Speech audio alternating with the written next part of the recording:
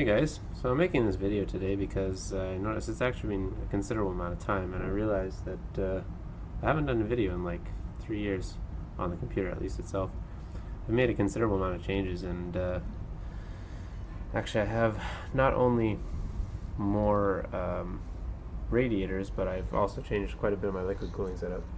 As you can see, I still have the same shitty camera, so you're going to have to bear with me. It tends to focus on certain things and then lose focus or something, but anyway, I'm actually running a completely different processor now. I'm actually running a Xeon processor. I'm still running the same X58 motherboard, but instead what I've done now is I'll turn some lights on for you. I've actually gone water block on everything. I actually did also change the CPU water block, and I went a full VREG water block, tied into a Northbridge and a Southbridge water block. I painted pretty well everything on the computer. I, thank goodness, found out about 90-degree rotary fittings and changed a large number of those fittings in the system to rotary fittings. I'm actually running 2 radiators right now, so that my system's actually capable of running entirely fanless. On top I have a 480mm radiator with these fans that I like quite a bit. They're called Xigmatek XAF series. They have a high pressure fluid filled bearing, and they are well, essentially they're very quiet. They push a fair amount of air and they don't make any noise. Well, fairly quiet. Also, just as of yesterday, I got a new power supply. It is a Seasonic 1200 watt Platinum. It's currently Seasonic's flagship power supply, and it was a huge upgrade over my miserable little Thermaltake back there that you can see. I put a little Mushkin logo on it, but it's complete crap. I've also taken a fairly large interest into new fans now, so I have a considerable amount of fans. These ones are Nidec GentleTyphoon 2150 RPM fans. They're 120mm, but they're extremely quiet. A beautiful bearing on them. They're quite a large hub, and they're a 9-bleed fan. Pretty much everything about them is incredible, and to be honest, it's one of the best static pressure fans for this unit, in my opinion. I also have quite a liking towards these guys, which are Koolance fans. They're actually quite underrated and not very well noted because a lot of people don't know about them. But I do quite like them. They're a little bit louder when you run them on low RPM, but it's not really the end of the world. At the bottom I still have some of these 110 CFM Scythe fans. I don't believe they're actually rated perfectly, but it's currently what they're rated at. They're 110 CFM slipstream fans.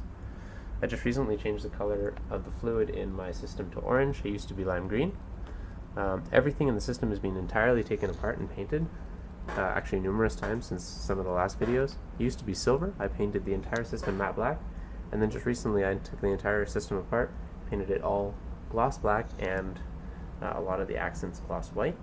I took all the fittings apart and also painted them gloss white, and same with the RAM and a few other small components. As you can see here, I even took the back of the video card apart, painted it white. Sorry for the color, the weird colors. It's actually not really true color, but it's just my shitty camera again. I also swapped out the 6970s because of newer games and different scaling issues that you don't get with Crossfire, of course, and I decided to go with just a single GPU.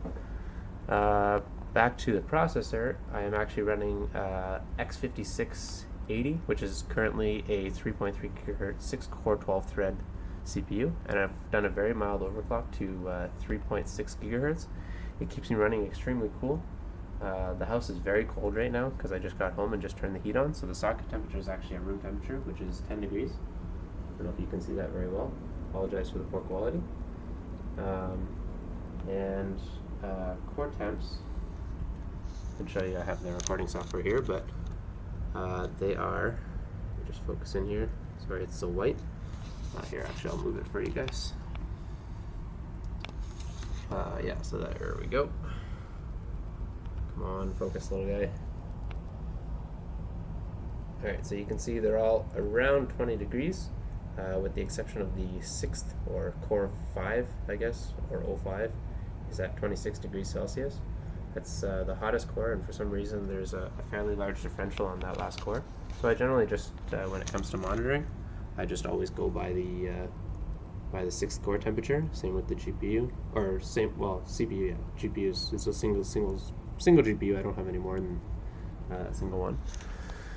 I've done a few modifications, obviously, over over the time since I got the system. Obviously, aside from the painting all black, I have a 30 watt per channel fan controller on control or knobs 1, 2, 3, and 4. I just have fans, so it'd be either the top fans, the back two I have dependent, and then the other ones I have completely independent. And then I have these guys on the front radiator. That's a 240 mil, and that's 46 inch or 46 millimeter thick. This one's a 60 millimeter thick. The nice thing about this setup right now is I can actually turn all the fans off entirely, as I will show you right now. So turn all these down entirely to off. And 4 is the front, 5 is my pump, so I leave my pump at around half. 6 is some more fans.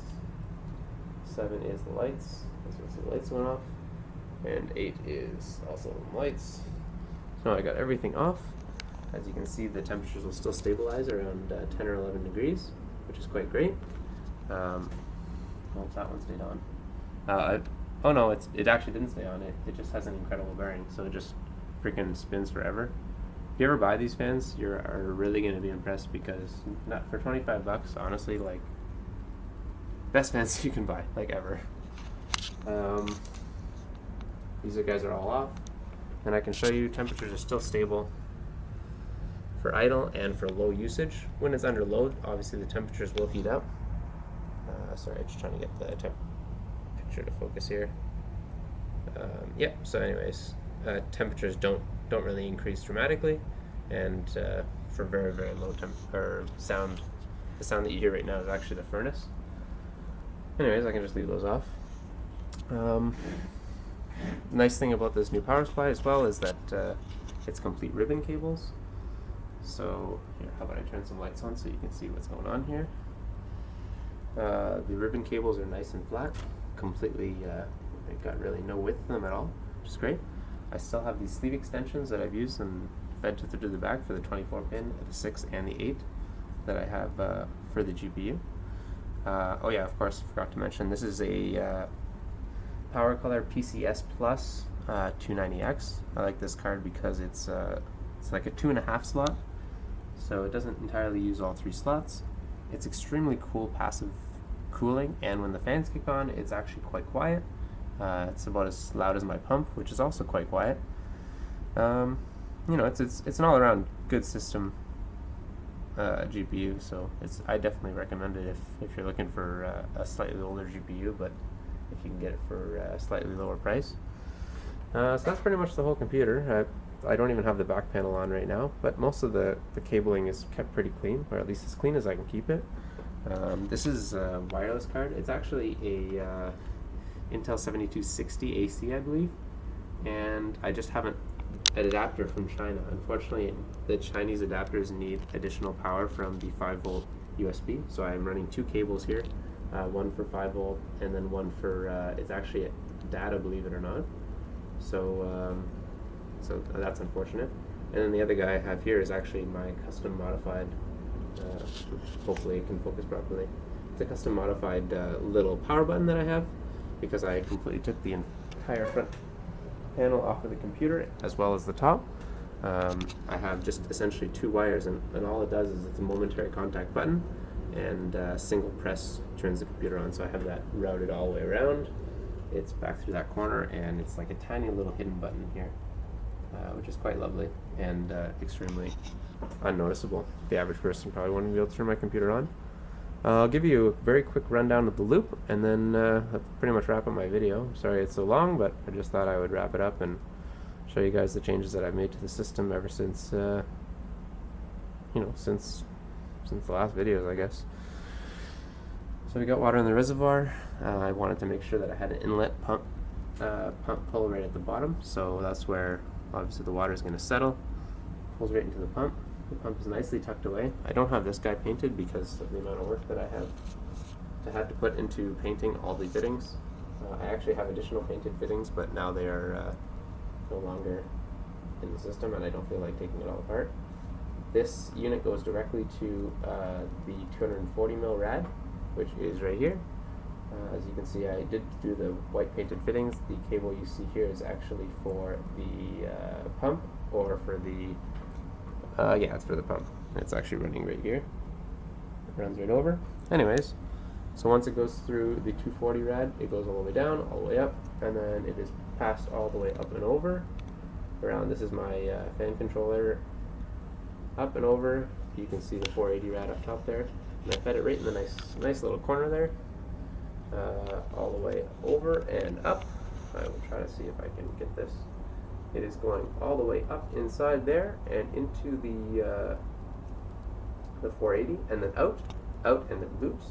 It loops out and then comes outside the system, out the back a little bit here, just briefly, and then comes back in. It comes back in and then goes straight into the CPU. The coldest water goes directly into the CPU, out of the CPU into the north bridge, and then from the north bridge, the actual channel flow on this motherboard water block goes down to the south bridge and then up to the VREG. Once it comes out of the VREG, it comes back out into the reservoir. What you see on the top and bottom of the reservoir are my fill and drain ports. I have them quite long because I've been draining and filling the system quite more than I would have expected to, so I figured this was worth a little bit of extra time and effort. So I have a drain port here. I have attached it to a 1/4 inch plumbing cutoff fitting, which I can show you here. It's quite ugly, but it does the job quite well. And then I have a fill port right up top here. I know it probably doesn't focus very well. Anyways, so that's pretty well the system. I'll show you what it looks like at its loudest. Just turn all the fans on absolute max.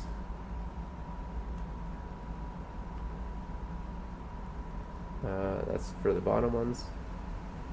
Number 7. Number 8 is what I have for these guys on. And that's about as loud as it gets. I've never had the fans on maximum because I really feel it's unneeded, because the system's already cooled so sufficiently that it doesn't require, I guess, that much noise. And that's pretty well the system. I don't think I've missed anything. Actually, I probably have, but I'm not sure what it would be. And I just wanted to do an update. Again, I apologize for the poor camera quality and miserable color output, but for some reason this unit just seems to really suck, and I don't have any other cameras to use to record videos. Lastly, pointing up to the power supply, there's definitely some cool stuff going on here. If you ever do get a Seasonic power supply, some of the technology they have in this stuff is honestly some of the coolest stuff you've ever seen. Completely fanless design. I don't know if you can see up in there, but the fan's not even spinning. I can turn it on manually, but the power supply is so efficient, and because it's platinum rated, it doesn't even really need the cooling. It has quite sufficient passive cooling already. But yeah, that's it. You guys have any questions or want to know anything about the system? This is been a really long system build for me for an X58 build, but I've been continuing to upgrade and improve upon the unit, and you know, I really quite enjoy working on it. I've worked on several other AMD systems, other Intel systems, P55, P67, and a bunch of other systems, but never really for myself. I'm also planning on doing another X99 micro build in the future, potentially right after I'm getting married, but the money's going to have to wait. Anyways, hope you guys enjoyed. I'm sorry it was such a long video, and any questions, just shoot away. Alright, thanks a lot. Have a good one.